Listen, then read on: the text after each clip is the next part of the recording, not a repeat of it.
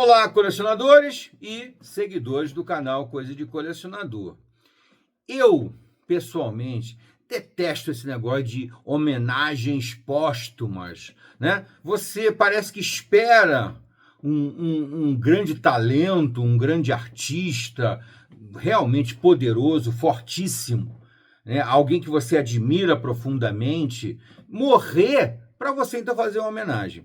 Então eu vou inaugurar aqui a homenagem em vida a um dos meus pouquíssimos ídolos. Eu não sou chegado a ídolos, eu não sou chegado a idolatria, sabe? Eu até tenho uma certa aversão à idolatria.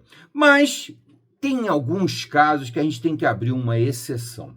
E a exceção que eu posso abrir de coração, né? Aquela história de, é na minha opinião. Todo mundo adora esse bordão, né? Na minha opinião, porra, tudo que eu falo é exclusivamente a minha opinião. Em nenhum vídeo meu eu tive a menor pretensão de achar que eu estou falando a opinião de todos, ou mesmo da maioria. Não sei, não me interessa. Eu estou aqui dando, logicamente, os meus depoimentos são meramente a minha opinião. Lógico que eu procuro embasar, ou seja, explicar por que eu acho que aquele artista, aquele escritor, aquele desenhista, aquele diretor, aquele ator merece essa deferência, esse detalhamento, essa admiração, que é o máximo que eu tenho, normalmente é admiração. Pouquíssimos eu considero dignos de serem ídolos. Mas tem um que, infelizmente ou felizmente, eu tenho que abrir essa exceção. E é esse cara aqui, ó. Eu vou até mostrar onde tudo começou. Tudo começou com As Seis Esposas de Henrique VIII, em 1973, numa aula de música do Colégio Pedro II, Seção Norte, Engenho Novo, no Rio de Janeiro, em 1974, eu acho, tá? Antes de tudo, como sempre, eu tenho que pedir aquele favor a vocês. Se inscrevam no canal e se você chegar até o vídeo e gostar do papo, bota o gostei. Não gostou? Tá com não gostei. Faz parte da brincadeira, tá bom? E também nos comentários, me conta qual foi a sua experiência. Você conhece o mestre Rick Wakeman? Rick Wakeman, para mim, gente, é, sem dúvida nenhuma, o melhor compositor de todos os tempos, o melhor músico de rock, um verdadeiro gênio da música.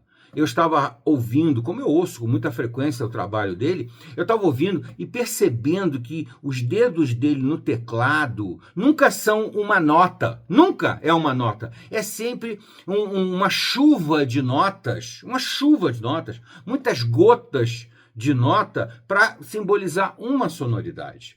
É um cara de um talento indescritível, um dos maiores compositores contemporâneos, um pouco relegado por causa de que ele compõe um estilo de música que não é comercial, não está na moda, esteve na moda lá nos anos 70, mas por muito pouco tempo. Mas continua sendo uma música que merece ser ouvida, merece ser descoberta pela galera mais nova. Eu faço um trabalho muito dedicado, os meus vídeos são muito dedicados ao pessoal mais novo, pessoal com seus 20, 30, 40 anos, que não teve a oportunidade de conhecer coisas realmente de qualidade. Quando você convive apenas com coisas de baixa qualidade, você se acostuma com elas. Não adianta, a sua cultura, o seu ser, se forma em volta de uma cultura pobre, vamos falar assim, pobre, né? Eu, felizmente, em 1974, tive a oportunidade de ter um professor de música no Colégio Pedro II, Seção Norte, Engenho Novo, tal. O professor que eu nem, infelizmente, eu confesso que eu não lembro o nome dele, porque o apelido dele era muito mais conhecido, que era o Galo. O apelido dele era Galo. Eu acho até que era o sobrenome dele, mas a memória, infelizmente, se perdeu, tá? Eu tinha 13 anos, tal, e graças a também a um colega, um grande amigo, né, que eu não vou citar o nome dele aqui porque não vem ao caso, mas um grande amigo que me convidou a assistir às aulas de música, porque ele dizendo, olha, ele está trazendo um material muito bom de música. E era um amigo que era fã de rock. Né? Aí ele me chamou para a aula do professor Galo, que a aula de música era opcional. Então a grande maioria dos estudantes do Colégio Pedro II, na época do do Colégio Pedro II, na época da gravata, né? Quem é do Colégio Pedro II, quem é do Rio de Janeiro sabe do que eu estou falando. Quem é mais velho, lógico, né? Mas ele apresentou, assim, na primeira aula que eu fui assistir, ele apresentou esse álbum absolutamente extraordinário. E vocês imaginam o que esse LP aqui, As Seis Esposas de Henrique VIII, o impacto que isso causou num garoto de 13 anos. 13 anos. Isso foi inesquecível. Na verdade, é lógico, eu já tinha algum componente genético que gostava de música clássica, que gostava de trilha sonora, que gostava de sons, muito mais do que de falas, muito mais do que voz. Eu sempre gostei muito mais de sonoridade do que de voz. Tanto é que eu sou fã de música clássica, normalmente não é cantada, exceto as óperas, e fã de trilhas sonoras. Eu sempre fui comerciais de televisão, sempre gostei das trilhas sonoras, trilhas comerciais de televisão. E aí, quando eu ouvi isso aqui, eu fiquei de queixo caído. Eu não entendi porra nenhuma, a verdade é essa. Quem é Henrique VIII? Quem são as 6 esposas desse cara? Era muita cultura para um garoto de 13 anos. Mas isso me marcou profundamente, inesquecivelmente. Tá? E aqui eu tenho o LP original de 1973, que eu comprei, que eu ganhei. Não comprei porra nenhuma, eu tinha 13 anos, comprava porra nenhuma. Eu ganhei, não me lembro nem de quem, não lembro. Esse aqui eu confesso que não lembro se foi minha mãe, se foi algum amigo, algum parente, não lembro. Esse eu não lembro. Porque não foi o primeiro que eu comprei. Eu já tinha ouvido, mas não tinha comprado. Ele foi o terceiro do Rick Wakeman que eu comprei. Tá? Na verdade, o primeiro que eu comprei, aliás, eu ganhei, esse sim eu lembro, da minha tia Fátima. Eu lembro muito bem, perto do meu aniversário, eu ganhei O Rei Arthur e os Cavaleiros da Távola, Mitos e Lendas do Rei Arthur e dos Cavaleiros da Távola Redonda, que é um álbum extraordinário. Na época, eu até queria o álbum número 2, que era mais famoso na época. Esse estava acabando de sair. Esse saiu em 1975. 1975 foi quando eu ganhei o primeiro álbum do Rick Wakeman e passei a admirar o cara profundamente. Profundamente mesmo. Primeira obra musical dele, que é incrível, apesar de ter momentos em que ele enveredou por caminhos que eu não gosto, que eu não admiro. Mas ele tem uma obra boa, tão consistente, que é aquela fase lá do New Age, nos anos 80, né? Aquilo ali, para mim, eu esqueço, deixa para lá. Mas ele tem uma obra extraordinária, sensacional. Esse aqui também é o álbum original de 75 que eu ganhei de presente. Depois eu ganhei o álbum que eu mais queria, né? Porque eu tinha ouvido também na aula do professor de música, do professor Galo, do Colégio Pedro II, eu tinha ouvido Viagem ao Centro da Terra. E aí, meu amigo, minha mãe tinha uma coleção completa do Júlio Verne, completa. Eu caí dentro do livro Viagem ao Centro da Terra, ouvindo o extraordinário Rick Wakeman. Depois, é lógico, né? Eu fui pesquisar também o Rei Arthur, a história do Rei Arthur, não conhecia aquilo. Eu já tinha ouvido falar, a espada era lei da Disney, não sei o quê, mas eu percebi que aquilo ali era muito mais do que a Disney contava. E é verdade, né? É um mito extraordinário, contado basicamente em A Morte de Arthur, né? Um livro clássico, maravilhoso, que conta muito bem essa saga aqui. E o Rick Wakeman, meu amigo, ele conseguiu contar isso aqui extraordinariamente bem. Então, quando eu li Os Mitos do Rei Arthur, eu li ouvindo a trilha sonora do Rick Wakeman, da mesma forma que eu fiz aqui com o Viagem na Terra. E fui pesquisar, logicamente, as 6 esposas de Henrique VIII. Quem eram essas mulheres? Que porra é essa de rei Henrique VIII? Nunca tinha ouvido falar nesse negócio. E foi muito legal.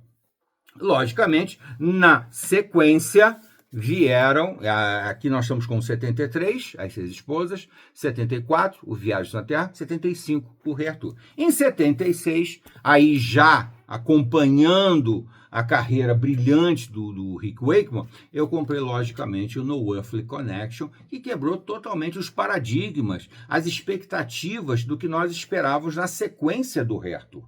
Ele, quando compôs o Rei Arthur, ele tinha chegado, tipo assim, ao limite absolutamente extraordinário, perfeito, da erudição, das composições sinfônicas, com orquestra sinfônica, com coral, com aquela coisa toda, e ele resolveu baixar a bola, vir para uma coisa mais intimista, mais dentro da banda que ele tinha criado, que era o No Earthly Connection, esqueci o nome da banda, o English Rock Ensemble, desculpa, o English Rock Ensemble, que era uma banda que ele tinha criado, basicamente com músicos muito talentosos que acompanharam ele a vida inteira, né? O Ashley Holt, o Tony Fernandes, muito bom mesmo. Isso aqui, meu amigo, causou um segundo impacto. Até me lembrei agora aqui do Evangelion, né? Neon Genesis Evangelion. Isso aqui foi o segundo impacto. Eu tive que quebrar a minha expectativa anterior para ouvir esse álbum aqui e ser um profundo admirador desse álbum. Esse álbum é sensacional. 1976, no Earthly Connection. É lógico que o Rick Wakeman não teve uma vida de anjo, de perfeição, não. Ele cometeu erros, claro que é, ele é um ser humano, igual a mim, igual a você. O que me faz admirar ele um pouco mais. Então é lógico que quando ele era um jovem, quando era garoto, ele cometeu alguns erros, algumas bobagens, mas erros e bobagens que só prejudicaram basicamente a ele mesmo. Foram o que eu chamo de aprendizagem. Aprendizagem, que eu passei por isso e provavelmente você também vai ter histórias para contar de erros que você cometeu. E os erros do Rick Wakeman nunca afetaram muito as outras pessoas, afetaram exclusivamente a ele, que chegou a ficar inclusive doente por causa da obsessão dele da perfeição quando ele compunha essas obras absolutamente extraordinárias. Eu lembro a vocês, tudo isso que eu estou falando do Rick Wakeman tem no Spotify, tem no YouTube Music, é só você querer. Se você é um cara que admira música melódica, com sonoridades, com, sabe, composições mais elaboradas, com arranjos mais mirabolantes, com melodias realmente diferenciadas, você vai admirar profundamente tudo que eu mostrei até aqui agora, tá? Em 77, ele lançou o que eu considero o último álbum dele dessa fase absolutamente espetacular, que é o Criminal Record. Outro álbum que é visto por alguns críticos como inferior aos anteriores. Eu não concordo. Não concordo mesmo. Ele simplesmente fez um álbum um pouco mais intimista. Um álbum que ele retoma aquela pegada das 6 esposas de Henrique VIII. Você sabe quando você vai subindo uma escala muito louca de ascensão, de possibilidade, e de repente você percebe que você chegou no cume, chegou no topo. Foi o que aconteceu com o Rick Wakeman quando ele chegou o Mitos e Lendas do Rei Arthur e os Cavaleiros da Tábua Redonda. Então ele quis experimentar outras sonoridades, outros aspectos, inclusive dos teclados eletrônicos, que ele era o grande mestre dos teclados eletrônicos, partindo do clássico, porque o Rick Wakeman é um cara com uma formação clássica imensa, gigantesca. Ele é um maestro, ele é um compositor, ele é um gênio. E o Criminal Record, na minha opinião, é um álbum muito bom, mostra uma maturidade muito grande, e ele, com essa firmeza, com essa personalidade, ele retoma aquele estilo das 6 esposas de Henrique VIII, um pouco mais intimista, em que é basicamente ele nos teclados e o apoio de uma bateria e de um baixo, tá? É um álbum excelente. Infelizmente, depois, ele enveredou pelo New Age, que virou uma modinha, fazer essas músicas de ambiente, né? Essa música que eu costumo brincar, que é consultório de dentista. Um monte de coisa chata, desprezível e tal. Mas isso não depõe contra ele. Por quê? Porque a obra dele estava construída já, entre 73 e 77. Tá? O que ele fez daí em diante foi uma forma de o quê? De sobreviver, de ganhar a vida, de continuar compondo, de continuar vendendo álbuns, discos, CDs, LPs, etc., o que for, tá? Então, eu não vejo nenhum problema nisso, apenas não me interessei, não colecionei e não tenho paciência de ouvir toda aquela fase New Age dele dos anos 80, início dos anos 90 e tal. Porém, quando chegou mais para o final dos anos 90, 99, ele retomou a carreira dele como compositor de rock erudito, porque o que ele fez nesses álbuns que eu mostrei para vocês até aqui foram álbuns, foram composições eruditas, no mesmo nível de Mozart, de Bach, de Beethoven, de Chopin, de Tchaikovsky, de Mussorgsky, de Shostakovich, quem você quiser. Rick Wakeman é um compositor no mesmo nível dos clássicos. Rick Wakeman tem que ser alçado à composição, ao mesmo nível desses grandes compositores eruditos da história. E não é só erudito por causa do estilo musical dele, que é o rock erudito, a combinação perfeita entre a erudição e o rock, sonoramente, mas também nos temas. Olha bem, o que é mais erudito do que contar a história das 6 esposas de Henrique VIII? O que é mais erudito do que você contar o livro do Júlio Verne, Viagens na Terra? O que é mais erudito do que você contar os mitos e as lendas do Rei Arthur e dos Cavaleiros da Távola Redonda? Eu não conheço, tá? O que é mais erudito do que o No Earthly Connection? Quando ele pesquisa temas que na época eram questionáveis, os grandes mistérios da natureza, tinha saído o livro do Erich von Däniken, eram os deuses astronautas? Era uma pergunta. Eram os deuses astronautas? E ele compôs um álbum bem temático com temas daquela época, questionando a alma humana, Isso é muita erudição. Questionando as expectativas, né? Quem eu sou, de onde eu vim, para onde eu vou, né? Que naquela época, nos anos 70, atormentava os seres humanos no Earthly Connection. Depois, quando ele faz o Criminal Record, ele vai pesquisar os maiores eventos da história, né, envolvidos ou muito próximos do crime e da justiça. Então, ele analisa uma série de temas ligados a crime e justiça, ou crime e castigo, se a gente quiser fazer uma certa alusão aqui ao romance clássico, né? Muito bem. Passou-se os anos 90, os anos 80, que dá para a gente praticamente esquecer Rick Wakeman. Nos anos 90 também passaram sem muita expressão dele, mas aí quando chegou no final, eu vou até aproveitar para mostrar aqui os CDzinhos, aqui ó, japonesinho bacana aqui com CD e DVD do As 6 Esposas de Henrique VIII. Vou mostrar aqui o CD com DVD do Viagens na Terra. É um DVD de áudio, então com a qualidade de som superior. Depois aqui o japonesinho do Viagens na Terra. Coisa de colecionador, né, gente? Quem é fã mesmo. E aqui mais uma edição do Rick Wakeman, também japonesa, essa aqui também japonesa, com o CD e DVD. Essa que eu mostrei aqui é inglesa, tá? Essa daqui é o simples e essa aqui é o duplo japonês, com o DVD também, tá?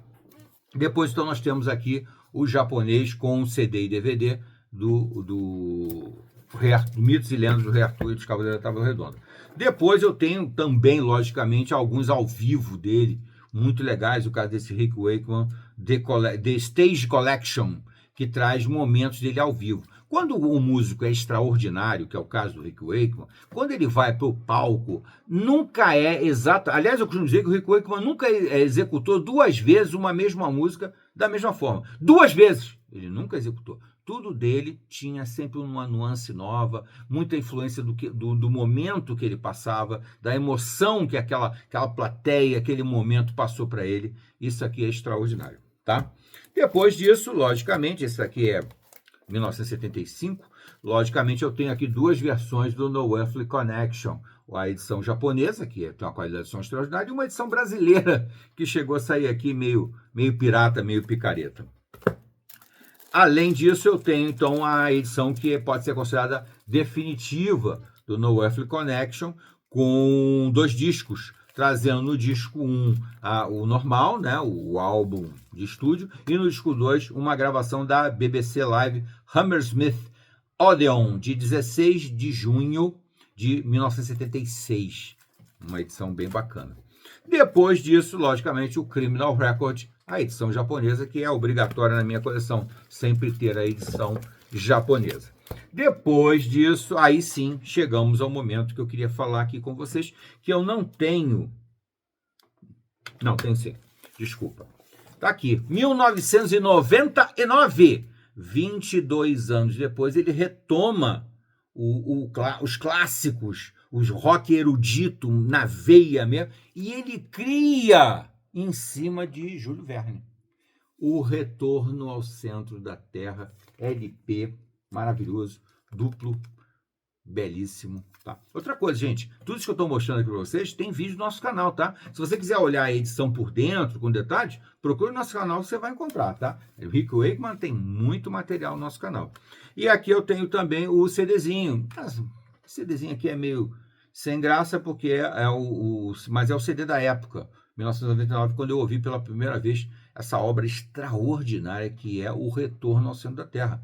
Que ele voltou àquela grandiloquência, né? Aquele discurso gigantesco, discurso musical gigantesco, em que ele, além de ter coral, orquestra, uma história escrita por ele, desenvolvida, criada por ele, né? Com O Retorno ao Centro da Terra. E com participação de pessoas absolutamente geniais, né? Aqui tem o Trevor Rabin, aqui tem o Justin Hayward, o Ozzy Osbourne, famoso Ozzy Osbourne, né? Carreira solo maravilhosa, e também no Black Sabbath, a Bonnie Tyler, a Katrina Leskonich e a Toni Mitchell. Tá? É um álbum absolutamente extraordinário, gigantesco, é difícil eu descrever esse álbum aqui, é muito fantástico. Além disso, do Retorno ao Centro da Terra, eu também tenho um albinho aqui especial, que é um digipack, né? Que saiu um pouquinho depois, tá? Saiu um pouquinho depois, o Retorno de 2014, tá? Esse aqui é de 99, esse aqui é 2014. Muito bem. Depois disso, aí o que aconteceu com o Rick Wakeman? Ele passou um longo tempo assim, 10 anos, ele passou compondo coisas diferenciadas, saiu do New Age, mas ficou ainda ligado a outros temas eruditos, digamos assim, mas aí sem muita expressão. E quando chegou em 2012, acho que é 2010, em 2010 ele resolveu revisitar o álbum mais famoso dele, o mais famoso, não sei se é o melhor, mas o mais famoso, com certeza, o Viagem ao Centro da Terra. Tá? E aí, o que ele fez? Ele ampliou. Porque na época, em 74, quando saiu o Viagem à Terra, o LP era meio que uma limitação de tempo. Você não podia compor uma coisa muito maior do que... Quanto é que cabia no LP? Não chegava a uma hora, uns 40 e poucos minutos, um lado 22, do outro lado mais 22, uns 45 minutos era o que cabia no LP. Ou então você tinha que fazer um voo mais alto e gravar um álbum duplo. Só que o Rick Wakeman, quando compôs o Viagem à Terra, ainda era completamente desconhecido. Ele só tinha gravado um álbum, que era As Seis Esposas de Henrique VIII.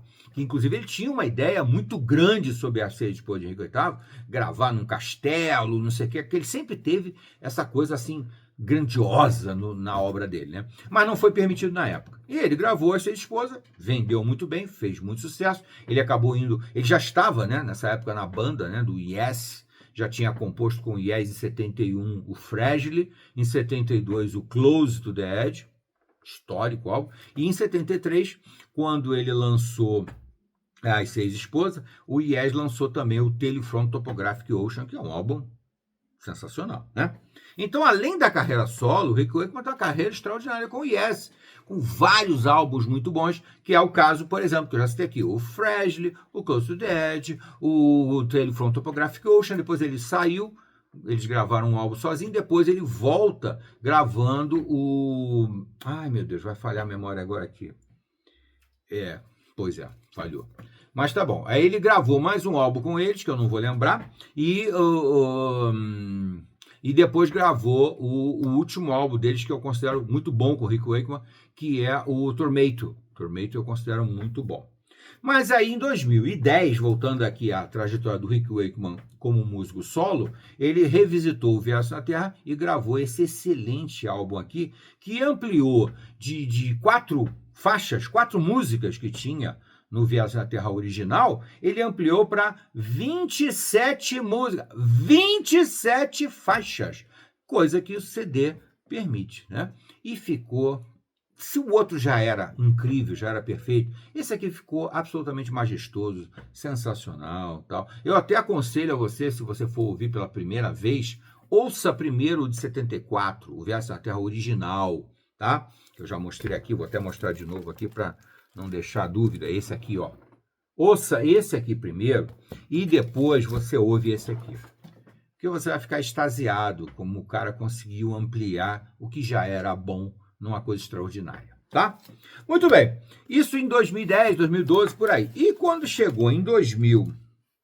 Ah, sim. Aqui eu tenho uma outra edição do Viagem na Terra de 2010, 2012, né? Essa versão ampliada, digamos assim, do 2014, essa edição aqui. Essa aqui é 2014. É um digipackzinho bem legal. Aí nós vamos, então, para 2018. Deixa eu ver se é 2018 aqui. Eu acho que é 2018. Ele resolveu revisitar a segunda obra dele mais famosa, que é Mitos e Lendas do Rei Arthur e dos Cavaleiros da Tábua Redonda. E gravou esse álbum aqui. O que ele fez? A mesma coisa que ele tinha feito com Viagens da Terra. Estendeu a obra, abrangeu outros personagens desse mito maravilhoso, sensacional, que é o Rei Arthur e os Cavaleiros da Tábua Redonda. Então ele incluiu a Morgana, ele incluiu a Princesa Elaine, né, que vem a ser a esposa do Lancelot. Ele incluiu uma obra dedicada a Camelot, que é o local do mitológico castelo do Rei Arthur. Ele incluiu The Chalice, que é o cálice sagrado, né? Que os cavaleiros foram buscar de acordo com a pós-vulgata do Rei Arthur. E uma série de outros personagens. A própria Excalibur ganhou uma música aqui extraordinária. É absolutamente sensacional. Da mesma forma que eu falei com relação ao Viagem ao Centro da Terra, eu falo em relação ao Rei Arthur. Ouça primeiro, se você nunca ouviu, ouça primeiro o Rei Arthur de 1975. Depois você parte para esse aqui, tá? Porque você vai perceber como a obra cresceu e cresceu muito bem. Tá? Bom, e aí, vou mostrar aqui mais um LPzinho. Ah, sim. Aqui eu tenho um LP também de 2012, que é o Viagem na Terra expandido, versão expandida do Viagem na Terra, que é esse que eu já mostrei aqui, ó. Esse aqui, ó. Esse aqui e esse aqui. A versão japonesa, a versão digipack e o LP Viagem na Terra estendido, mais ou menos entre 2012 e 2014 saiu isso aqui, tá? Vamos lá. Então, mais um itemzinho aqui de edição de colecionador que é absolutamente sensacional, né? Colecionador é assim, né, gente? E então, Mitos e Lendas. E aí, nós estamos aí já chegando a 2018, mais ou menos.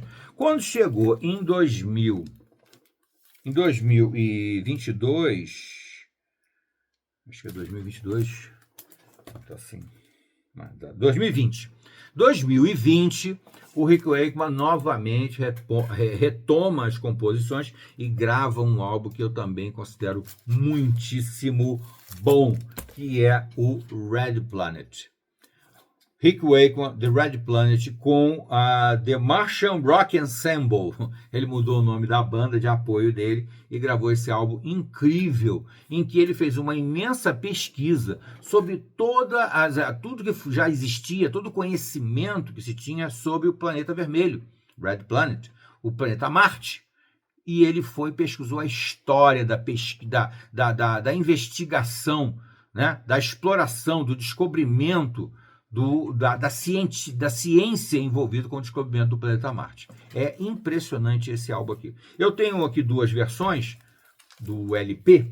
Do LP eu tenho duas versões, porque uma foi a primeira que eu consegui, ela é um pouco mais simples. Depois eu consegui a versão original, que abre linda, que abre com um pop-up, né? Pop-up, aquele bonequinho que nem livro de criança, né? Esse aqui é o que abre pop-up e também eu consegui ele autografado pelo mestre. Então eu tenho os dois aqui.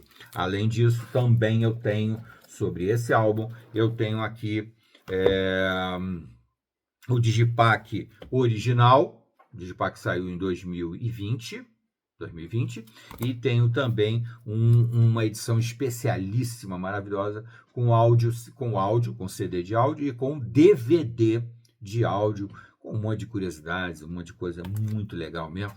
Tem gente que até gosta de Rick Wakeman, mas tem uma restrição às novidades. Eu sinto que as pessoas às vezes são um pouco exageradas, um pouco radicais demais e se prendem apenas ao que eles consideram absolutamente perfeito, que é aquela fase entre as 6 esposas, Viagem na Terra e o Rei Arthur. Depois eles não acham nada bom. Não é verdade. Se você tem a mente aberta, se você gosta de música, se você gosta de rock e gosta de erudição, de música erudita, você vai adorar esse álbum The Red Planet. Ele, mais uma vez, volta para a intimidade, para o circunspecto, tá? Como ele fez em As 6 Esposas, como ele fez no Criminal Record, e agora ele repete no Red Planet, que é um álbum excelente, muito bom mesmo, tá? E como um grande fã do Rick Wakeman, ainda tenho curiosidades abertas para mostrar. Mas eu vou, seguindo a cronologia ainda aqui, vou falar desse show aqui absolutamente espetacular, incrível, inimaginável, que eu não pensei que ele conseguisse fazer um show ainda maior do que todos os que ele já tinha feito. Que eu não comentei aqui, mas eu fui ao show do Rick Wakeman em 75 ou 74. 74, 75, quando ele se apresentou no Brasil. E ele veio com tudo aquilo que tinha direito. Apresentou o Rei Arthur, apresentou o Viagem ao Centro da Terra, inclusive com monstros infláveis, aquela coisa toda. Eram shows apoteóticos, tá? Sensacionais.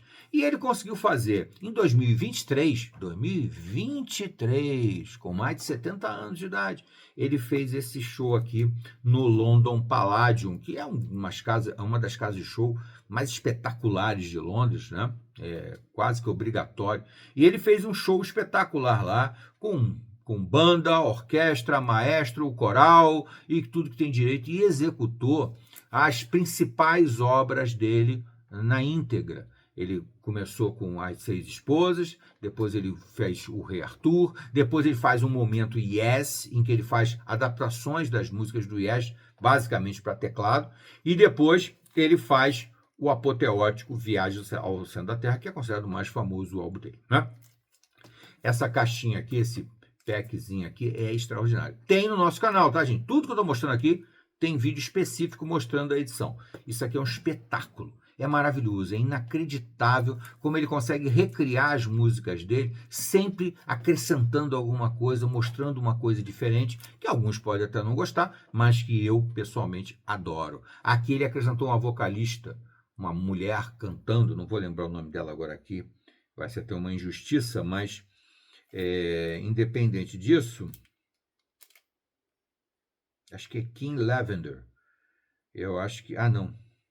Bom, enfim, é um álbum extraordinário. Tudo isso tem no seu Spotify, tudo isso tem no seu YouTube Music. É só você procurar. Isso aqui é Rick Wakeman Live at the London Palladium 2023. Meu amigo, é uma experiência incrível. Bom, e depois, para fechar aqui a nossa cronologia, ele lançou agora, em 2024, ano passado, né? Nós estamos em 2025, ele lançou o Yes Sonata. O Yes Sonata é o resultado dos últimos shows que ele fez ao vivo, né? Os shows só pode ser ao vivo, né? Desculpa. Mas nos últimos shows que ele fez, em que ele fez adaptações das músicas do Yes, ele criou uma sinfonia para ele tocar, basicamente no piano e em alguns poucos teclados eletrônicos. Ele criou uma adaptação das melhores melodias do Yes, tá? E criou então finalmente o Yes Sonata. Ele já vinha fazendo isso fragmentadamente, depois ele então criou uma grande sinfonia que é o Yes Sonata, que é maravilhoso. Mas o Yes Sonata tem uma surpresa ainda mais legal do que o próprio Yes Sonata, que é essa sinfonia sobre o Yes. Não, é The King Arthur Piano Suite, em que ele toca no piano, exclusivamente no piano, as melodias extraordinárias do Rei Arthur, do Mitos e Lendas do Rei Arthur dos Cavaleiros da Távola Redonda. Esse álbum aqui é sensacional. Eu tenho até ali, se vocês olharem aqui, acho que dá para ver, o LP. Esse é o LP e aqui está o CD que saiu num digipackzinho bem legal. Como um enorme fã do Rick Wakeman, para fechar nosso vídeo que já está muito longo, eu não posso deixar de mostrar esses boxes espetaculares que tem vídeo no nosso canal, se você quiser ver por dentro, tá? Return to the Center of the Earth, um disco que marcou muito, 1999. E aqui ele traz, então, 4 CDs, cada um com gravações especiais, de estúdio. Isso aqui é esgotamento dessa composição maravilhosa que foi A Volta ao Centro da Terra, The Return to the Center of the Earth, de 1999, quando a produtora acreditou no projeto dele, quando o rock erudito já não existia mais, já estava praticamente morto, já estava morto, né? E ele teve permissão para gravar esse álbum aqui. Esse álbum fez um sucesso tão grande. E aí agora, aqui 2020, mais ou menos, lançaram esse box aqui espetacular. Além disso, como grande colecionador do Rick Wakeman, acredito que eu seja um dos maiores do Brasil, com toda a humildade, Rick Wakeman, The Prog Years. O que ele chama, o que a produtora, os produtores dele chamam de a época do rock progressivo dele. Eu chamo de rock erudito. Eu não chamo de rock progressivo, porque progressivo para mim é uma palavra que não diz porra nenhuma. Então, aqui tem os principais álbuns que ele compôs naquela fase que todo mundo... É uma unanimidade, é a melhor fase do Rick Wakeman. Entre as 6 esposas e o No Earthly Connection, tá? No Earthly Connection. Eu questiono um pouquinho a seleção aqui, tá, gente? Apesar de que eu amo esse box maravilhoso, gigante aqui, esse box gigante aqui, The Prog Years, de 73 a 77, apesar de que... O que acontece? O que ele gravou aqui? As 6 esposas de Henrique VIII, o Viagem na Terra, o Rei Arthur, o Listomania, que eu questiono, não acho um álbum muito bom, até porque é uma trilha sonora. E trilha sonora fica muito amarrada à vontade do diretor, né? E depois aqui, o No Earthly Connection e finalmente o White Rock. O No Earthly Connection, não tenho dúvida nenhuma, óbvio já, mas o No Earthly Connection eu também questiono um pouco estar aqui, porque eu considero... Primeiro que eu não acho ele bem erudito. É um álbum muito eletrônico, com muita eletrônica envolvida, e muito preso a uma trilha sonora. Quando a música é composta para decorar um filme, ela fica presa aos temas do filme. Então fica um pouco mais limitado. Então, para mim, o Listomania, até porque foi dirigido pelo Ken Russell, que era um diretor muito doido, muito piradão, então ficou complicado. E também o White Rock eu também questiono um pouco. E faltou aqui, em 77, o extraordinário Criminal Record. O Criminal Record deveria ter entrado e podiam ter deixado de fora o Listomania e o White Rock. Logicamente, tudo isso é a minha opinião. Ah, que surpresa! Tudo que eu falo, tudo que todo mundo fala é meramente a opinião da pessoa, né, gente? Ninguém é dono da verdade nem dono da razão. Eu quis gravar esse longo vídeo aqui para fazer uma tremenda homenagem ao mestre Rick Wakeman, um dos poucos que eu chamo de grande mestre, porque tem uma obra, assim, absolutamente espetacular, espetacular. Espero que ele viva muitos anos, que ele continue compondo, que ele nos traga outros trabalhos, assim, de pesquisa e de ciência e de história que ele adora e de literatura que ele adora, e nos continue brindando com tudo isso aí. Mas eu fiz questão de gravar esse vídeo aqui para fazer uma composição do que eu tenho também do mestre Rick Wakeman. Além de, eu nem mostrei aqui de tudo que eu tenho para mostrar do Yes. Mas isso aí, de repente, eu gravo um outro vídeo falando só de Rick Wakeman no Yes. Mas o mestre Rick Wakeman é imortal. Ele já é um imortal. E eu torço para que ele continue ainda muitos anos aí nos brindando com essa obra espetacular. E você que não conhece o Rick Wakeman, tá de graça hoje em dia, amigo. Não precisa comprar um LP, um CD, um DVD, nada. Você já está pagando aí o teu Spotify, está pagando aí teu YouTube Music, sei lá qual que você usa.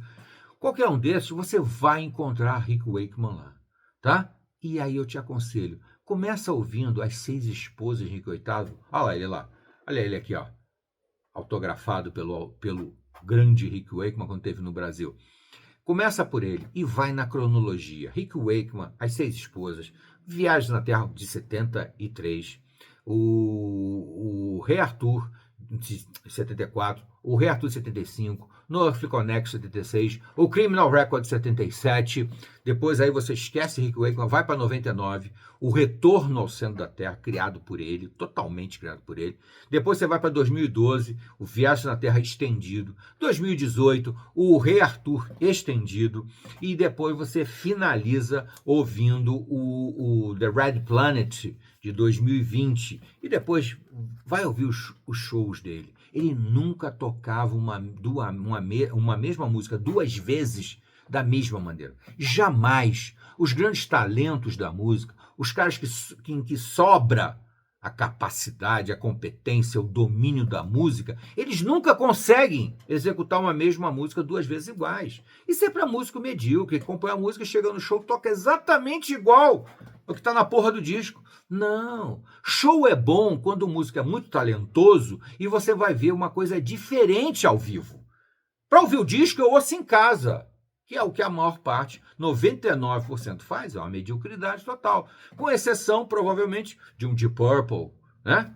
Que ao vivo crescia gigantesco. Eles tinham talento demais. O disco, na verdade, até reprimia um pouco eles. Né? Deep Purple era extraordinário. E o Rick Wakeman a mesma coisa. O Yes, a mesma coisa. Né?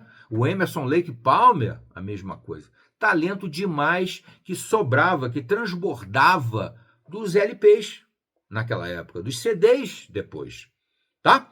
Então fica essa dica aqui do canal Coisa de Colecionador. Não deixe de se inscrever no canal. Desculpa o vídeo muito longo. E se você chegou até aqui, gostou, não gostou, faz parte da brincadeira. Coloca nos comentários o que você quer saber mais sobre Rick Wakeman. Até a próxima.